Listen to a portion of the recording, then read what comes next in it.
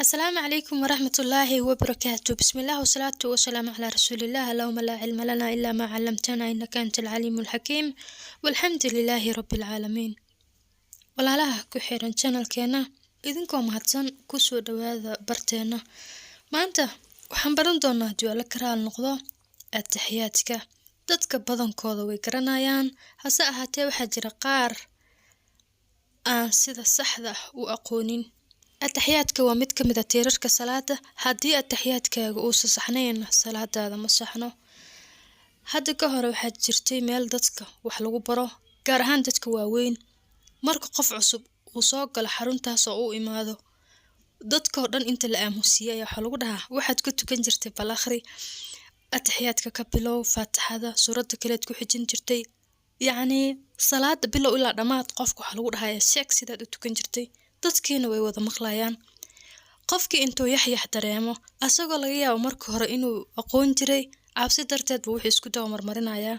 qaarkoodna marka horeyba si fiican u aqoonin. marka dadka badankooda ayuu ataxiyaadka ku adag yahay, ma ahan in qofka la ceebeeyo. haddii qofka aad akhri ku dhahdo uu sixi waayo, dadka qaar baa ku qoslo, laakiin meeshaas wax lagu qoslo ma yaalaan, wax laga murugooda yaalo. qofkaas haddii uu sidaas ku dhiman lahaa, maxuu u tagay hortiisa jiro salaad wada ataxiyaad la'aana? waa dhibaato aad u weyn. adigana iyo qof kasta oo naga mid ahna waa lagala xisaabtamayaa, sababtoo ah Ilaahay wuxuu ku dhihi doonaa waa taqaanay maxaad u bari weyday. dad badan oo ehelkeena ah, oo waalidiin leh, oo walaalo leh, oo xaasas leh, oo caruur soo qaangaartay leh, ataxiyaadka aan sixi karin baa jiro. waxaana muhiim ah in la baro dadkaas oo la fiiriyo sida ay wax u akhriyaan. sidoo kale waxaa jira dad salaada tukado. ninka waxaa laga yaabaa inuu salaada subax masaajidka u kalaho kusoo tukado, laakiin guriga waa laga jiifaa, dhibba kuma hayso. qofka waxaa la rabaa salaada inuu dadka faro, laakiin inuu keligii iska tukado oo Ilaahay barbaryo, dadka kalena ay dhunsan yihiin, waa arrin aan la ogolayn. waxaa jiri jiray nin caalim ah oo taqi ah oo Ilaahay xuso oo daakir ah, laakiin dadka uu dhex joogay ehelka la ah waxay haayeen dad aan salaadaha tukanin oon Ilaahay xusin. maalinka dambe waxaa lasoo diray malag, waxaana lagu yiri ummadaas u tago dhulka la soo gedi.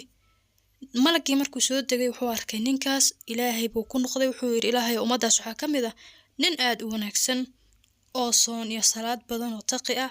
Ilaahay wuxuu ku yiri meesha uu asaga joogo ka bilow dhinaca uu joogo, lana gedi dhulka, sababtoo ah dadka uu dhex joogo uma naxo, uma fara wanaaga, umana murugoodo dadkaas.